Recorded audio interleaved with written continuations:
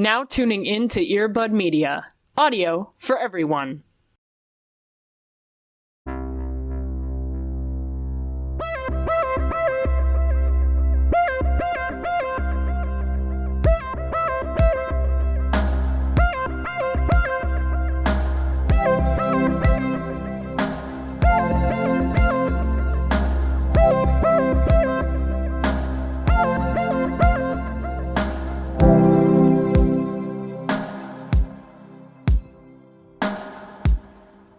I just want to start off the bat and apologize for making you watch this movie. Okay. Oh my god, no. Absolutely not. Never apologize for that. When I told Cody that we should do this, that was with the knowledge of having watched this once in 2005. Right. Yes. Oh, same. Well, no, I had it on DVD with like Oh the special my edition cardboard, Whoa. 3D glasses that they sent like in the box. Oh my god. So like I'm like a Sharkboy and Lavagirl like super fan, a stan if you would. Like if as much as a person can engage with a text at the age of 7, like that was me with this film. Wow. Whoa. I can't believe we brought like a true diehard fan. Yeah, wait, I thought this was a to Sharkboy and the space here. Lavagirl podcast. It is now, actually. 6 years in, we're making a pivot, actually. Huge. We have on red string, like Mike's mic, on the board, we have on Yeah. in big letters, Adventures of Sharkboy and Lavagirl, trans movie, question mark? And we're going to explore that for the Right. next 6 Yeah. years. Listen, there's so much in the text here that we could revisit this once a week for 6 years. I mean, and find new exciting things. it would be masochistic, but we could. Yeah. Would I enjoy it? No. But could Right. we? Yes. I mean, can I join? Are you looking for like permanent spots, accepting applications? Always, always. For anyone, Alma, who has the audacity to not know you and the amazing work that you do in the world, could you tell everyone who you are and what you do, aside from going to Guitar Center quite often? Frequent resident at Guitar Center. My name is Alma Avalle. I am a writer and web producer at Bon Appetit and an organizer with the News Guild. I also play guitar and collect pedals that I have far too many of for somebody who doesn't have any music published. But sometimes I post videos of me jamming, and that's kind of fun. That is kind of fun, yeah. Hell yeah. So I wrote down a couple of notes to try and get to know you a little bit more, Alma. The first, in a very journalistic form, just says Yellow Jackets, flesh equals pork, question mark. Flesh does equal pork. Could you expand on your thoughts about that, please? Yeah, I mean, so for folks who don't know, Yellow Jackets is an incredible show on Showtime that I will be talking about later. I feel like you really brought forward my later segments. But anyway, like I mentioned, I'm a food writer. I work at Bon Appetit, and while I was watching Yellow Jackets, small spoiler, I guess, but also the ethos of the show is very much there's some cannibalism that goes on. It's these girls who are stuck in the woods after a plane crash, surviving out in the Canadian wilderness. Gets very Dahmer party, but also like very Twin Peaksy, very like a lot of Lost references thrown in. But anyway, eating people is a big part of the show, and I've just been thinking, like, I don't know, as somebody at the intersection of like weird fandom and also food for some reason, people should be asking me like, what are they doing right and what are they doing wrong in the woods as they fry up and cook their very close friends? Right. And as for what they're doing right, I would say not a ton. I mean, listen, cooking resources are pretty limited in the Canadian wilderness, you know? Like, you're dealing with I mean, I don't even know where you would get salt, so this is going to be some pretty bland food. But at the same time, you know, you've got things like pine sap. You've got, like, you can play with the woods that you're using to smoke people or cook people. I'm sorry if I'm being a little too blasé about this. No, but I think about this a lot. It's important, you know? Because, like, what if I were to get stuck in the woods? I mean... So I watched the show with my partner. Yeah. At first I was like, you know, I was like a scout when I was a kid. I was like out in the wilderness. I was camping a bunch. So when we were first watching it, I was like... so you've had to think about this. No, of course. Right. Yeah. I mean, I've been thinking about this. So I was like, I mean, I think I'd be really, really good if I was in a Yellow Jacket situation. And then they were like, but Alma, you wouldn't have access to HRT if you were in the woods. And then I started crying, and I was like, if I am in the woods, would I still be a girl? And they were like, of course you'd still be a girl in the woods. So anyway, lots of complicated thoughts about this. But if I were going to smoke my friends in the woods, I would focus on like maybe trying to find a maple wood or something that's like a bit less, you know, pine has all of that like sappiness and that oiliness to it. So I'd focus on looking for like a kind of neutral wood to smoke them on. I wouldn't let a big old pile of snow fall on top of them, which would kind of steam the skin, make it kind of soggy. Human flesh, many people say, is a lot like pork. So I'd want to go for like a crispy, crackly, crackling situation, which I think like could be like, sure. Yeah, exactly. So friend rinds, teammate rinds, if you would. Yeah, so I think that would be a bit more of like a textural difference, especially compared to like they're eating a lot of like venison and squirrel and like starling soup. So that's a lot of like mush in my mind. So this is a really good opportunity to like kind of up the texture factor, go for like a bit more contrast. I don't know. Does that answer your question? I'm happy to answer like more human cooking stuff. Wow, there's something about the phrase friend rind. More importantly, though, I want to get your thoughts about Shiv Roy and her potential bi era that you feel like is missing from Succession. Oh my god, I wish I could have my roommate on this podcast right now. There's just something so like mommy about Shiv, and like the short little bob haircuts, like the powerful mask way that she dresses. I spent the entirety of the last season of Succession just going back and forth with my roommate being like, why won't she just kiss a girl, any girl on the show? Right. And they won't give it to us. And I think that's one of the triumphs of the Succession writers, is that they keep you coming back for more. They won't satisfy you on the first take, but instead they really like to tease out the drama to make you kind of beg for it. Yes. So again, sorry, spoilers for the show, but you're never going to get to see Shiv kiss a lady. The most you'll get is some like really intense stares with a few of the other women. Or she'll do that little thing that she does where she like turns her lip up and goes like, puh. It is criminal knowing how much she does not want monogamy, that we don't get to see it, and it is just kind of implied. Right. Yeah, like, it's so clear that she's unsatisfied sleeping with this man. And really, like, any of the men that she has a little foray with, none of them seem to leave her particularly fulfilled or particularly happy. So, you know, a thing that I'm always asking people to do is ask the next question, you know? Like, what comes after that? If every relationship with a man that you've been in seems to leave you wanting, the natural thing to be like is, well, what is it that I'm wanting? And the answer is Jerry. The thing that I'm wanting is Jerry. I mean, that's really the pinnacle. Always comes back to Jerry. Mother issues, right? Right. Yeah. Right. Yeah. Yeah. A nice... She needs to get out mommy. A nice older woman like, to mommy. Who mommy's the mommy? That's my question. Right. Exactly. God damn it. Hey, speaking of happy things, something that we traditionally do here before we dive into content that traditionally, I would say today might be an exception, but traditionally kind of sucks our soul out a little bit, is to talk about something that's brought us joy recently. Could you share something that's brought you joy recently? As a matter of fact, I can. So I've been in the frustrating, annoying, labyrinthian process of legally changing my name recently. Damn. And Godspeed. I mean, shouts out, right? Like, drop your stories in the chat. And after, months, hundreds of dollars, multiple check-ins at the DMV and the Social Security Administration, only days ago did I get my legal New York State ID with my legal name on it. Pew, indeed. One of the funniest parts of it was because I'm a journalist, I requested that they seal the record for my court-ordered name change. Nice. Which I guess I know, and honestly, it was very, very slay of them to do it for me. But the side effect of that is that somebody in the office decided that because the record was sealed, they shouldn't call me when it was done. So the estimate they gave me was 30 to 90 days. And then after 90 days, I called and they were like, that's been done for like 3 months. Like they did it on the day that I brought it in and they just didn't think to tell me.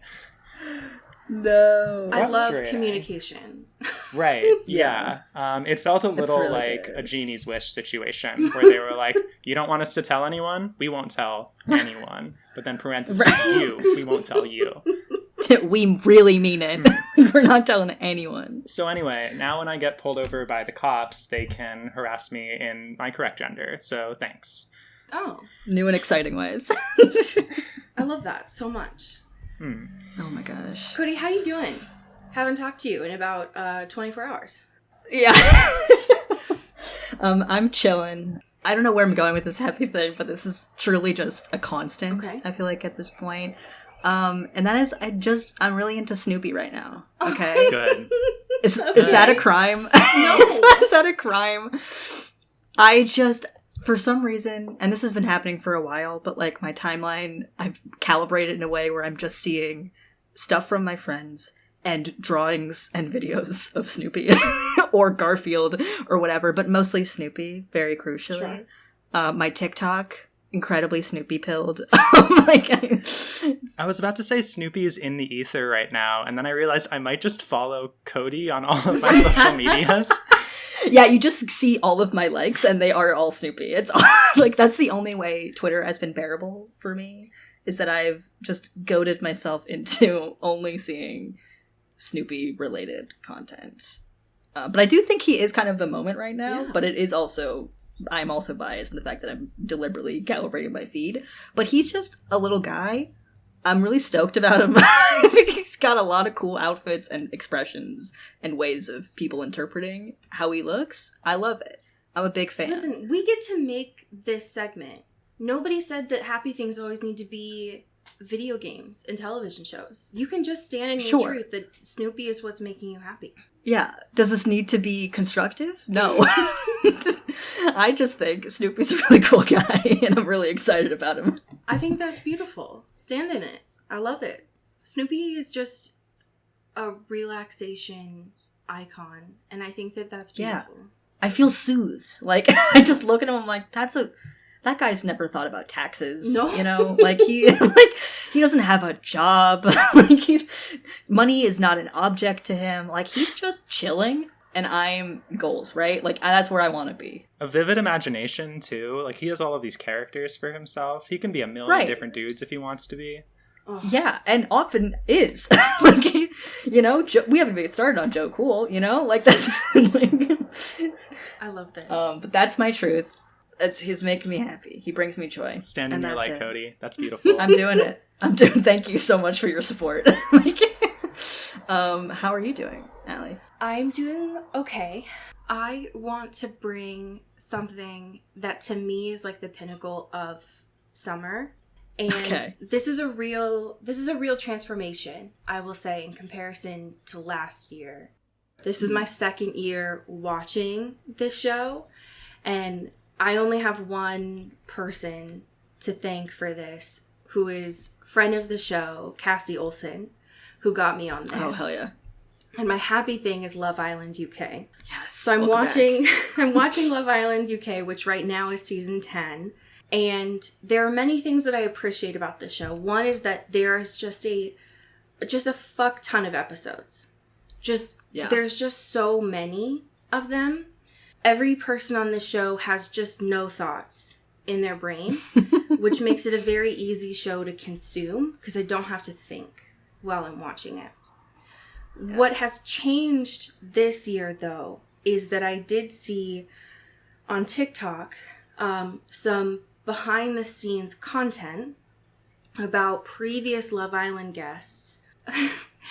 And that has made watching this a little bit different because one of the previous Love Island guests, I think it was on a podcast called Rose Reviews, they shared that unlike shows that I love, like Big Brother, Love Island, this home, has 2 toilets, 1 shower. Oh, no. And now, every time that they go inside to do their traditional, we've been sunbathing all day and now we're going to get dressed just to stand around and talk to each other all night, I am watching like a hawk for who is the one person that gets to shower first. Sure. Yeah. So now it's gone from, just a relaxing show to watch these pretty people with no thoughts in their brain try to make out, to there's only two why are there only two toilets? This Yeah, house I is wanted huge. to ask more questions about the two toilets. Yeah, logistically, what's going on there? From the behind the scenes content that I watched, the two toilets are not in great condition. Oh. And this is coming from what I know of Big Brother, which I watched the US version, like a true American. Sure. Listen, it's not great, but they are well kept from what we see, right? It's not good. It's apparently not good. So now I watch everything to try and see. So if you have not watched Love Island, first of all, the season's a little bit tipsy-turvy. There's some twists, which is interesting. But now I'm watching it like an anthropologist trying to study everything going on. The bathroom rituals of Love Island, in parentheses, UK. Exactly. There's so much happening now. So, interesting stuff that's going on there. Alma, I'm waiting on bated breath because I don't know. I would love to know a little bit about your Twilight backstory. If there is one, or if there isn't one, for you to share. Yeah, my Twilight backstory, I don't even want to say is disappointing, but it's pretty sparse. When I was a child and the Twilight books were coming out, my older brother would read them. Like, each one, he would be at, like, the midnight releases. Yeah. Important context for my older brother. He is, like, a straight tech bro. And, like, has been since he was 11. And so the Twilight books were coming out, and he was, like, devouring them. But he would always, like, look to me and be like, but they're for boys, too. It's like, yeah, I mean, yeah, of course. It's a book. It can be for you. And so a lot of my Twilight experience, honestly, came from, like, my brother's masculinity being rocked by one Stephanie Meyer, and having to, like, justify the manliness of the experience of reading Twilight after the midnight releases of the books.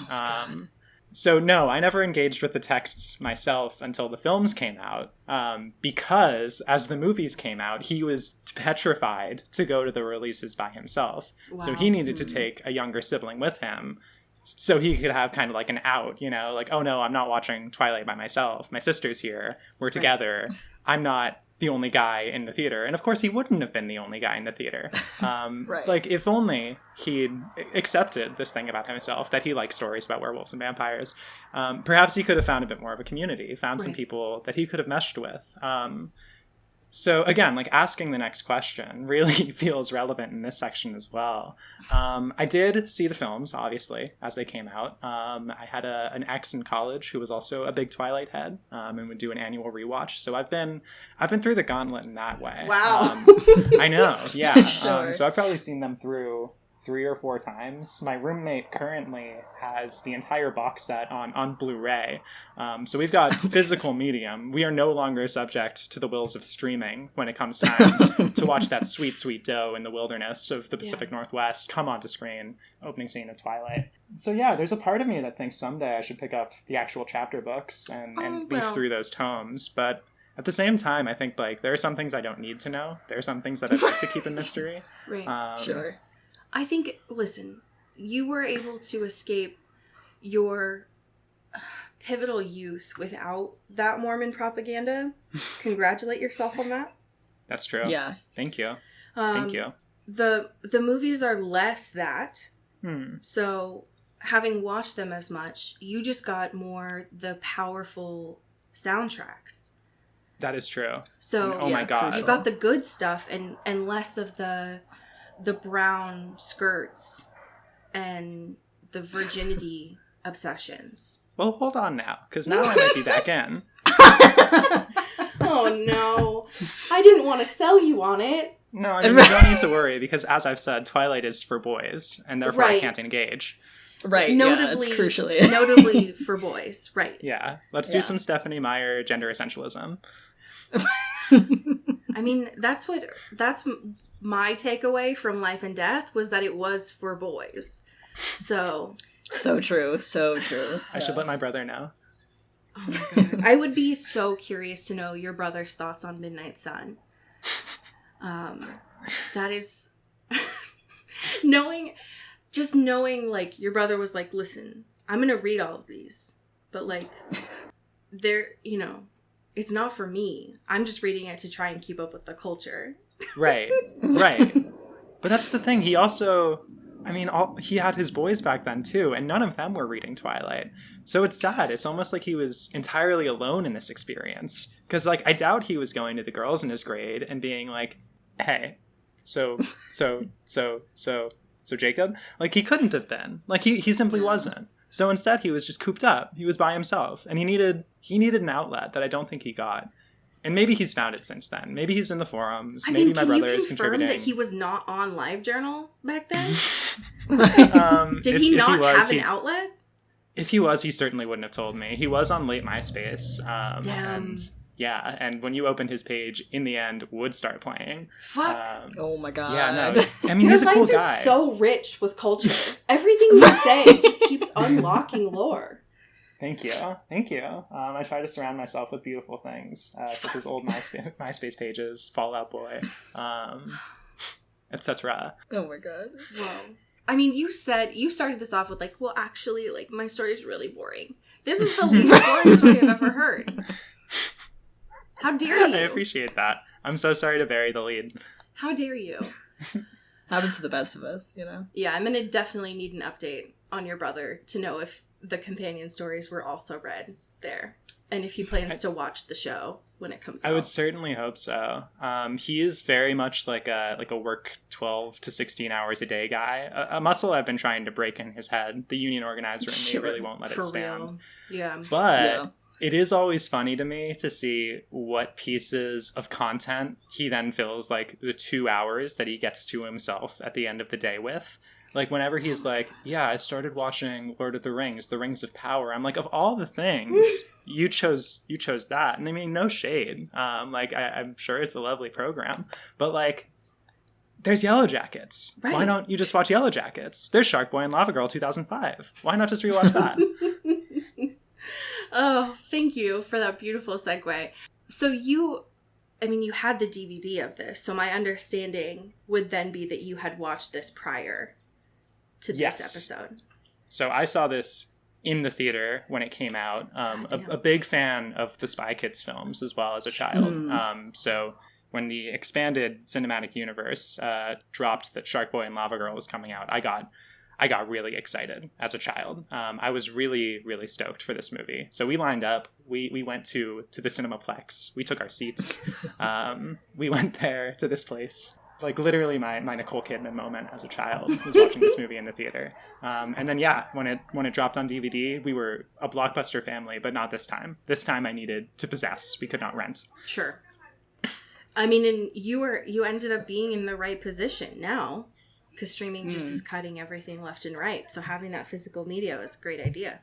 It's true. I had to rent this movie. I certainly could have looked for it for free.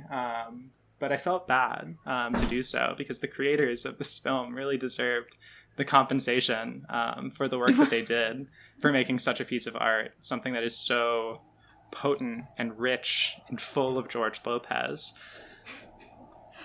Cody, had you seen this prior to the first time watching it? Every year? Like a holiday? Yeah, right, yes. It's a ritual I do. It's I have to pay my respects to Sharkboy and Lavagirl. I think maybe once since, like, I was a literal child and watching it. Sure. But it was probably, like, very drunk in college, not super paying attention, but it was like, haha, what a great movie from my youth, you know? I've like, critically looked at it, or, like, actually reassessed this film since I first watched it, I would say. Okay. So this was a real blast from the past. Now, did you also rent this, Cody? Okay, here's the thing. I did rent this, but every universe did not want me to watch this film last night. I tried so many. There were just things stopping me at every turn because it's also on Paramount Plus. And I was like, okay, for some reason I do actually have this because that's the only way to watch RuPaul's Drag Race All-Stars. Sure. For some reason, because it's evil. So I was like, fuck, I have this streaming service. Let me type it in. And it was like, what if this is the one thing we actually can't play on the streaming service? And I was like, great, love that. And so I went to rent it, and I paid literal money for it. And it was like, what if this didn't happen? And I was like, what do you mean? And so I was like, for like an hour trying to watch this fucking motion picture until like I had to reset like the TV like 3 times. It was a whole fucking song and dance. And then it finally played. It was like, at this point, like midnight. I was just trying to watch this movie. That is so much effort for a film that is 85 minutes long with a lot of credits at the end of it. Yeah, it was really something. It felt very targeted, personally. And it was also like, Nicole had never seen this before, so I was like showing her this movie, and we were just like trying to get this to load, and it was not happening for any of us. It did end up working, but it was a struggle to get there. Now, I don't know if it was my rental specifically, but I think my copy of the movie that I rented did not come with the audio of the boom operator. My version was the quietest movie I've ever seen. Oh my god. I had to turn up my volume so loud to be able to watch it that when I went back to watching Say Yes to the Dress, my windows shook. It was like Oppenheimer. Right, just exactly. like the bomb went off. The dynamic range of Sharkboy and Lavagirl. It was definitely an experience there. That I was fully not prepared for. Now, I'm very excited to not only have a Sharkboy and Lavagirl stand here, but also a food critic here, because I forgot how much food is in this movie. I did as well, but a shocking amount. Could you share with me, Alma, what did they get wrong? What did they get right? So, for starters, when a shark takes a bite out of a cookie, I don't think the teeth marks are perfect triangles. Okay. Damn. Hate to hear that. Also, when I'm introducing a recipe or talking about something I made, such as the mom does in the first section, when she finds that the cookies have kind of been crunched, she says, "Oh no, my giant cookies," which is very specific. I don't usually talk about the size of the cookie in a situation like that. I sure more just go, "Oh no, someone ate my cookies." Right, But obviously they did have to implied. establish that there would be giant cookies on Planet Drool. So I did appreciate the callback later on, because that did kind of stick in my head. I was like, oh, what's this about giant cookies? The last thing immediately of note was that Max says, "No, look, the cookie is singed," which is a bit of an industry-specific word. The vocabulary on this child. Yeah. For those who don't know, singed is a word meaning, dictionary.com defines, it's especially burned, like really charred up and crispy. Now, I wouldn't singe a chocolate chip cookie, but it was very evocative. It was almost like a tasting menu-y moment. I'm also watching The Bear right now, or more so we just finished. God, and that felt like it could have come straight out of Sid or Carmi's mouth. Really would have been at place in Alinea or any of the other finest restaurants of the world. Right. Let's see. I loved the marshmallow catching flame as Lavagirl's pink locks touched down upon it. The way I still want to rest my head on that marshmallow would pillow. be beautiful. It would be the softest thing in the world. My body cannot tolerate dairy, but the idea of like the warm milk on a warm cookie, I was like, goodbye. Like, I will never sleep sounder than this moment. Max's hunger also played a really big part of the film, the more that I think about it. The fact that there was nothing for him to eat on Planet Drool. What I thought was, after being offered the rotten fish and the lava rocks, which for what it's worth sounded quite tasty, that he was so hungry that Sharkboy steps in a puddle of melted chocolate with his fishy feet, and he just starts scooping it. He goes full Augustus Gloop, yeah. Also, there was other food nearby. He could have found another chocolate puddle. There was like a whipped cream bush, like 3 feet away.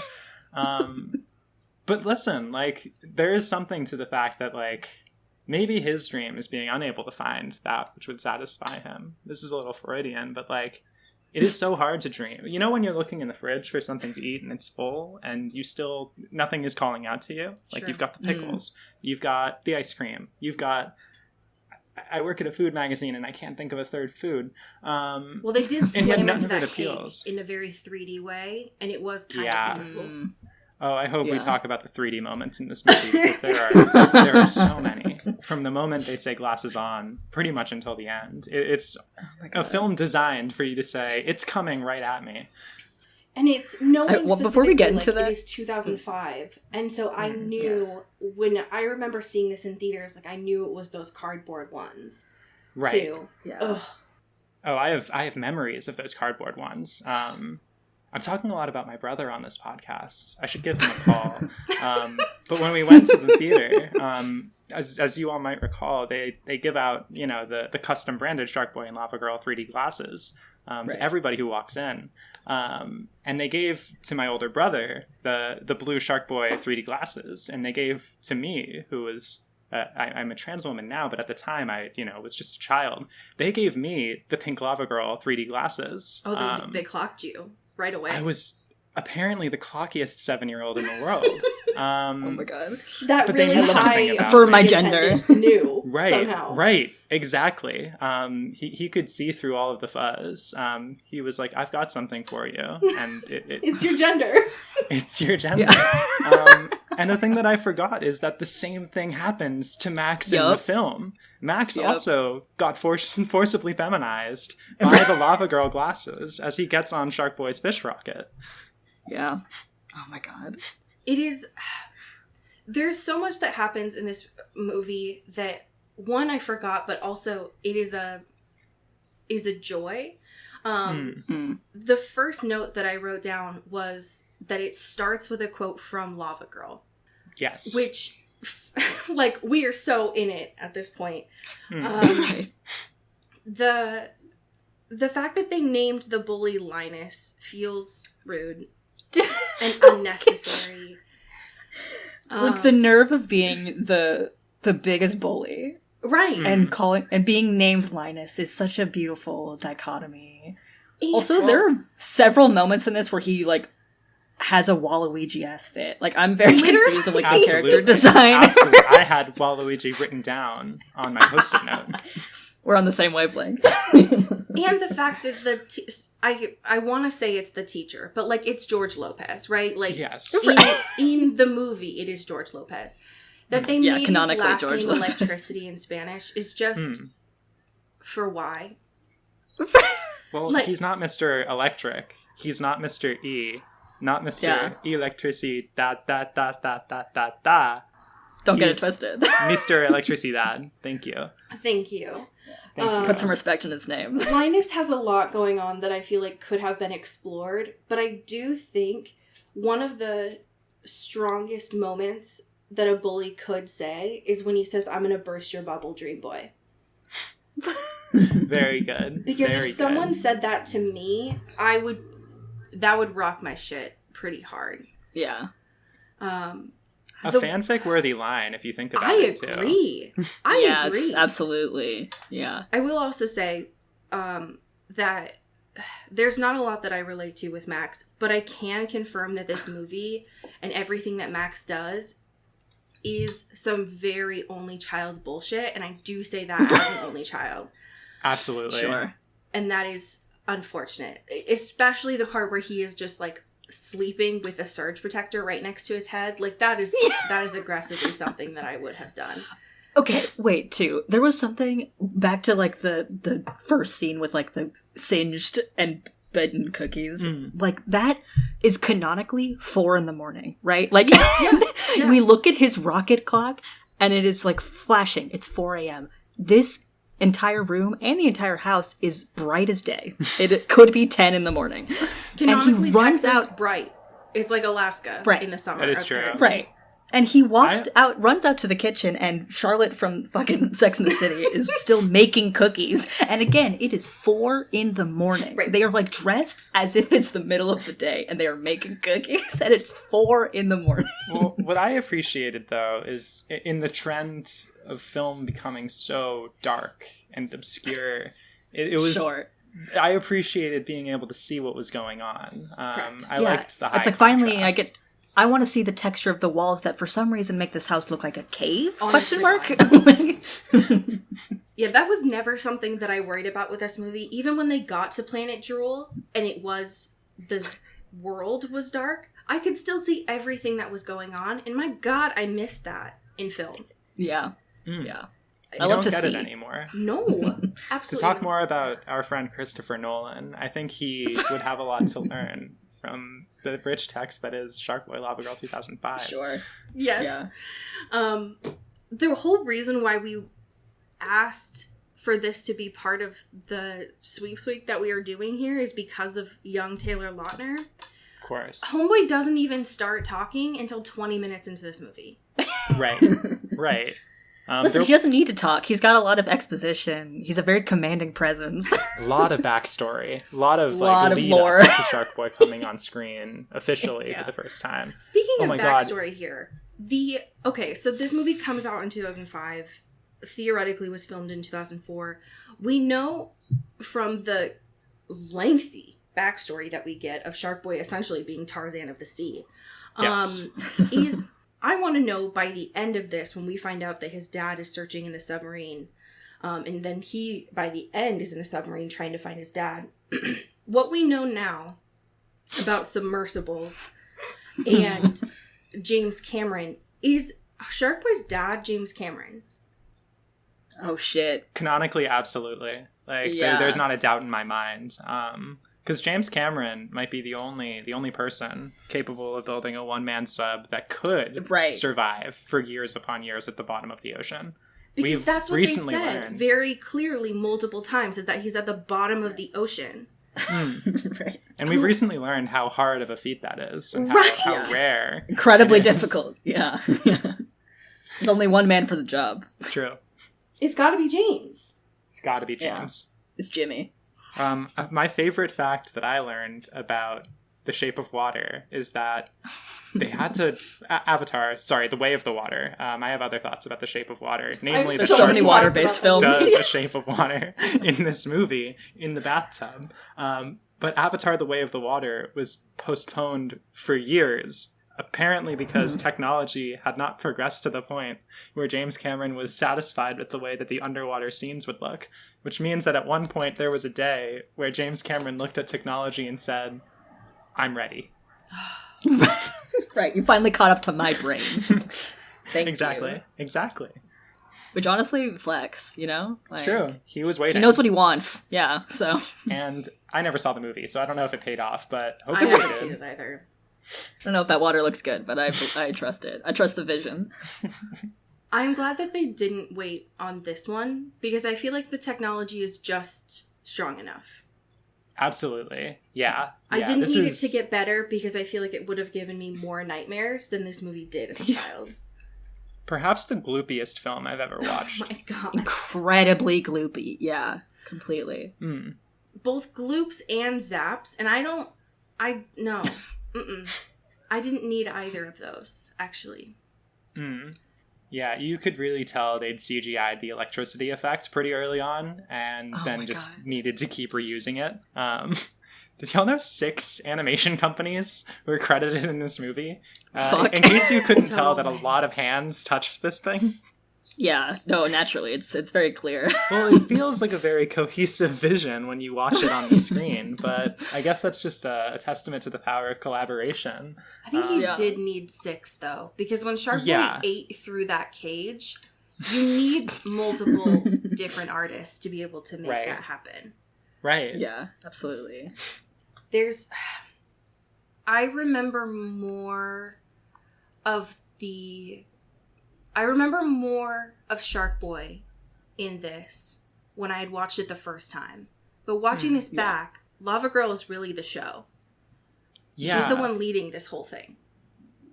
Yeah, and I think it's interesting because Sharkboy's story seems to unfold really before the entirety of the movie. Yeah. Yes. Because Sharkboy's presence in the film is mostly him being like, I'm going to punch you, Max. I'm going to slap you. I hate you. You're so annoying. Lavagirl, at the same time, I mean, she's really got the story driving power here. She's got this deep, compelling need to understand herself, to be known, Sure. to know where she's from, and to know who she is. A need that really doesn't pay off in a significant way. Not in the slightest. I mean, like, if I was trying to figure out my backstory, I'd be looking for, like, a mom, a dad, a Sure. hometown.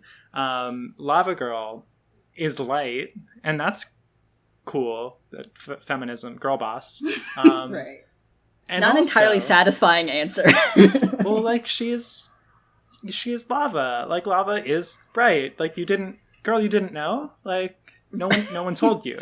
And, like, the number of times Max is asked, like, oh, could you tell us some more about Lavagirl? And he, like, gets sweaty and has to, like, leaf through his journal as quickly as he can. And is like, she has lava powers.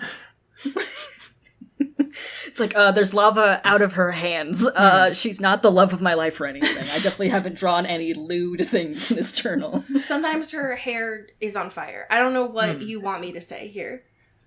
This movie is I will say very much about being a male writer, and particularly being a cis male writer who hates his wife so much. Oh my god. Yeah, I think this is a very proto Manic Pixie Dream Girl, because it's like, who is love? What is her deal? And it's like, well, she's hot, and literally and figuratively, I guess. And she's light. Also, she's light. Is there any other factors to her, or any ways of knowing, or her personality at all? Questionable, right? Like, not really the case here. Yeah, sometimes she's angry, sometimes she's Sure. soothing, sometimes she's all Lavagirl, baby, 24/7, 365. Sometimes she's sad. Sometimes It's true. she's happy. Sometimes she's sad because she doesn't have parents. And is that the result? No, never. No. How did you all feel about Max having to recite vows to get that crystal heart? Because I didn't remember there being an actual marriage for a 4th grader in this movie. Yeah. We talk a lot about, like, heterosexuality and, like, heteronormativity being gender ideology. But the fact that none of us remembered that these, 7, 8-year-olds get literally married at the altar in this film? Questionable. Like, there's something there, right? Like, there's Yeah. some indoctrination happening here. Not to mention the fact that, like, at the end of this, Sharkboy and Lavagirl have to be together, and that is completely unnecessary. Right. There's no reason why that has to be a thing. A ship that no one was, like, if you look that up on AO3, 0 results. Nobody asked for this. Nobody wants it. No, I don't understand. I didn't ask for it. The thing that I forgot, that I also don't... Because they keep mentioning throughout all of this, like, the reason why Sharkboy is so mad, for a lot of reasons, but is because Max can't remember his powers. They keep saying that's so vague. They're like powers. But apparently, Max can move, like, the Twilight vampires. And Yes. he didn't know that. And so at some point, he's like, oh, I'm dreaming, but I'm awake. Rawr. Which I didn't remember and scared me a little bit, because then he starts fighting Linus Wario, and that got scary. Yeah, a very powerful final fight scene. The moment Linus becomes the Daydreamer felt very, I guess prophesized, but also, Allie, you're right that, like, Sharkboy kept saying, you have power. Explain. Like, if you know something that he doesn't, maybe you can help him on this, instead of being like, I'm going to give you a knuckle sandwich again and again and again. I'm going to be really mad at you, and I'm going to sing this aggressive lullaby that has beautiful choreography. Like, just use your words. There's some incredible stunt work going on there, too. It's like, be direct. Right.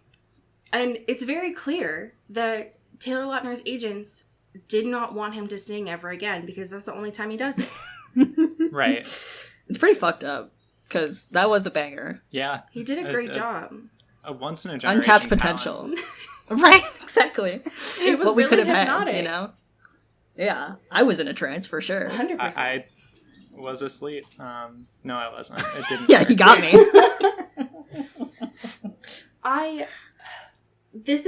Listen, I'm not from Texas. I've also never been in a place where there are tornadoes. So the end of this with all the tornadoes scared me. But I will say, the only thing I do know about tornadoes is that when there are tornadoes, you're not supposed to be outside. You're supposed to go anywhere that's not outside or near windows or anywhere that you could get fucking sucked up into a tornado. So I find it confusing that not only an adult teacher would be like, oh, I'm going to look outside these windows, but then also these parents would go outside and get sucked up into a tornado. What's up with that?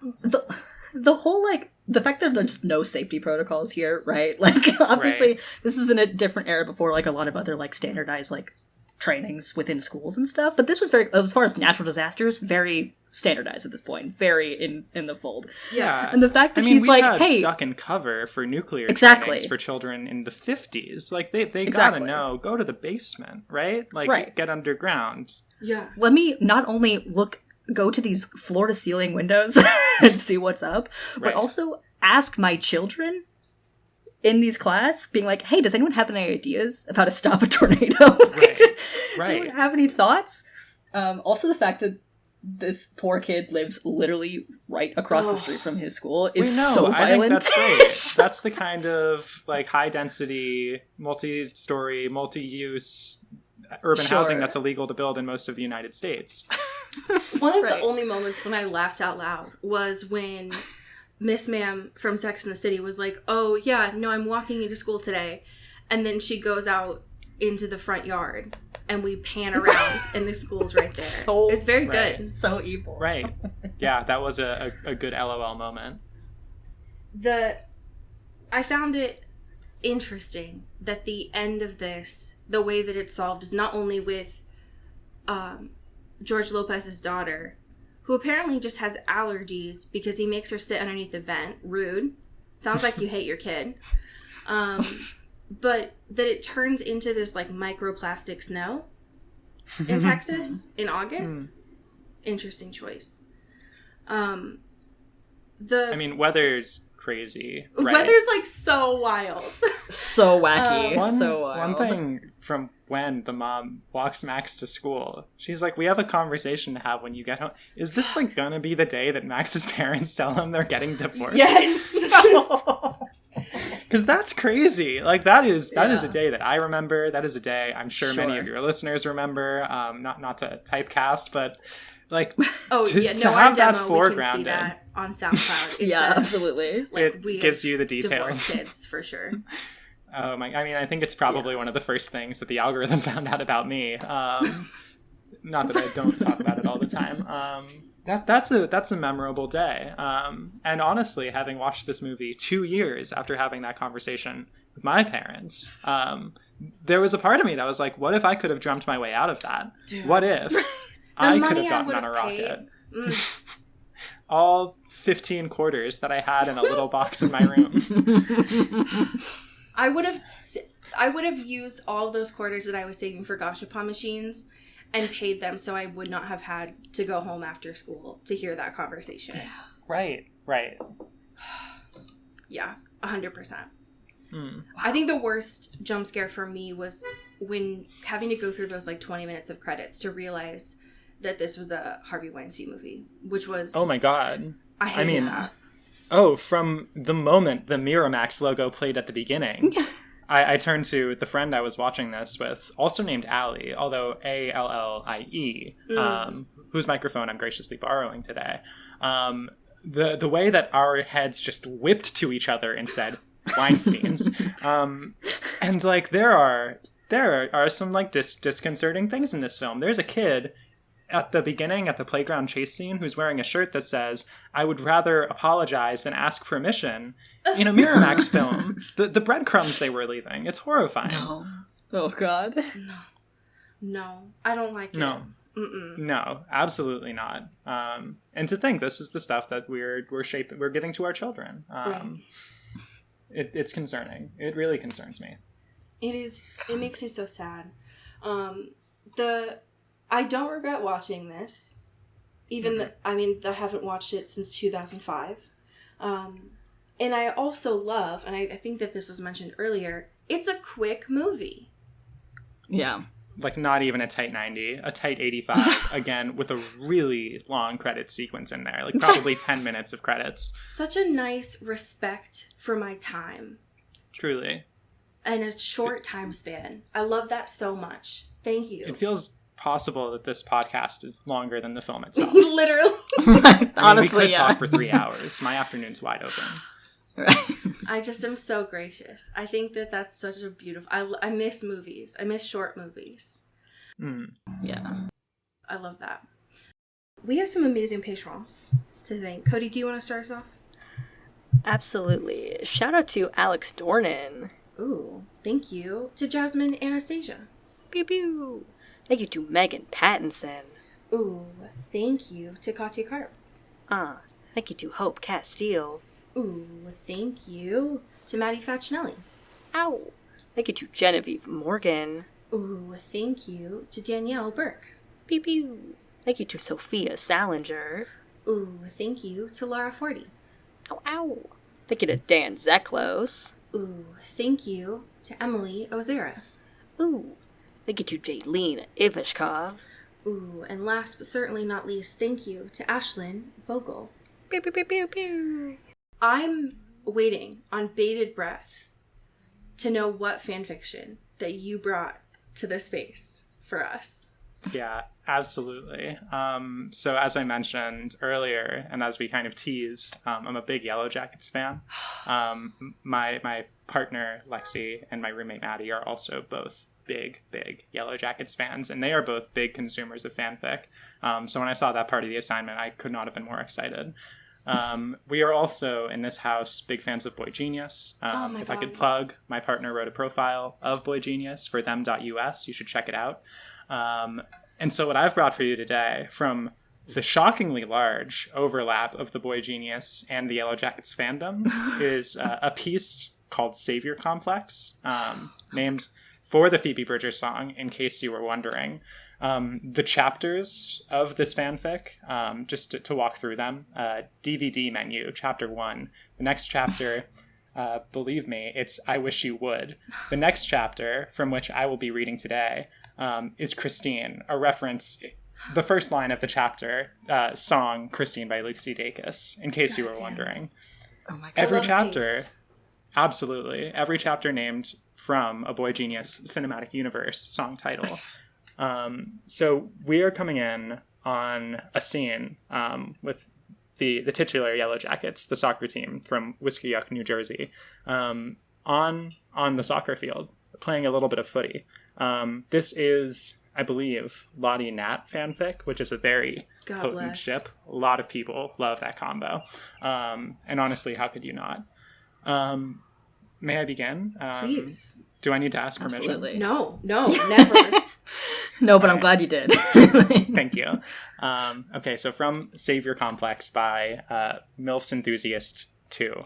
Fuck yeah. Chapter 3, Christine. It was late November in Whiskeyuck, and cold air stuck to Lottie's outline as she took one final calming breath before the whistle marked the start of the game. It was a gray day, dulling the colors all around the pitch. Not all the colors. She could see Natalie's red flesh clear cut. She took in her surroundings, the short grass under her shoes, the half-full bleachers, the rustling of the leaves, the murmur of the wind. Breathe in 5, hold 5 seconds, breathe out 5. This is Alma commentary. That's not a good thing to do when you're doing rigorous exercise. Agreed. That's how you trigger an asthma attack. The whistle echoed across the field and the game began. She took her position across Natalie in the midfield ball, now in Jackie's feet, and a girl from the other team following very close behind. Before Jackie could look at either of them, Natalie and Lottie locked eyes, waves clashing against hard rock. Natalie understood her strategy, just by a look, and grinned with a nod. They were still awkward around each other, but in the field, nothing had changed. I think they've already kissed at this point in the story. Spoiler alert. Natalie made a short run to the left when Jackie approached midfield. She looked at Lottie with a question in her eyes. The easiest move was to pass the ball to Lottie, not being too far away. But Jackie understood Lottie's look, so she approached Lottie and aimed the ball at her, but changed the trajectory at the last second to pass the ball to Nat. Nat caught the ball and made a run to the goal defenders, who had thought the ball went to Lottie, were now far to her right. Very close to the goal now, the other team players were catching up to her, so Natalie, seeing Thaisa in the clear, kicked the ball in her direction. Sorry, we're missing a little bit of punctuation here, but that's also what I love about good sports writing, is that it really captures the emotion of being in the middle of the game. Ty caught it, and in a second, shot the goal, scoring their first point. That is the end of our little teaser.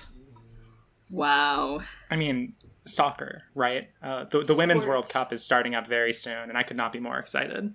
That's right. Hell yeah. I love it. I love it so much. Thank you. Thank you for doing Absolutely. something that I am not allowed to do, which is bring Yellow Jackets fan fiction to this space. Yeah. You read my mind. I mean, y'all should reconsider your rules. It's, again, a very rich fandom with lots going on That's and a true. ton of Phoebe Bridgers references, if that's your bag. Oh, I love it so much. It has been an absolute joy to have you here. Thank you so much for bringing not just your immense amount of history with this movie, but also your food critic background to this. It is a rich tapestry that you weave.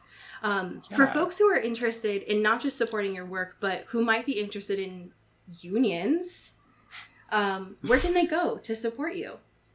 Yeah, well, first off, thank you, Allie and Cody, for having me. This has been such a joy. I've lived, such a rich, full life, and it's always a pleasure to get to share my experiences with others.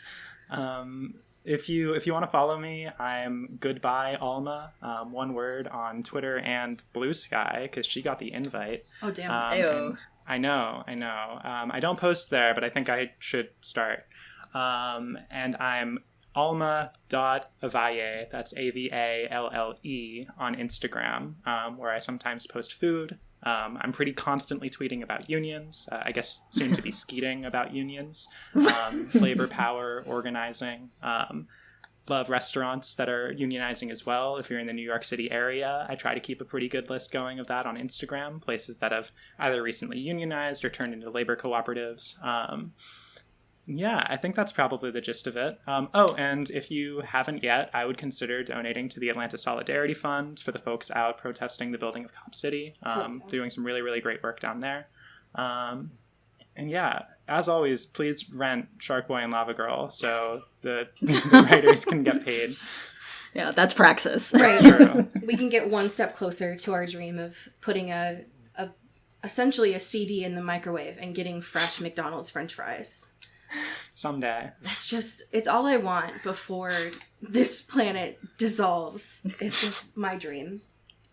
Cody, this is a special episode that goes to our special patrons, so we don't have a sign off for these anymore. No. No. And we never will. We never will. Yeah. We did it. Into the Twilight is an Earbud Media production. You can follow us on Twitter at Into the Twilight or on TikTok at Into the Twilight Show. You can find me at Cody Corral on Twitter and Allie at Alexandria Does. And you can support us on Patreon at patreon.com/Into the Twilight. We have merch, so much stuff. All those links are in the episode description. And make sure to rate and review us on your favorite podcast hosting platform. It really helps the show. Thanks. Bye. You've been listening to Earbud Media Production. Earbud Media, audio for everyone.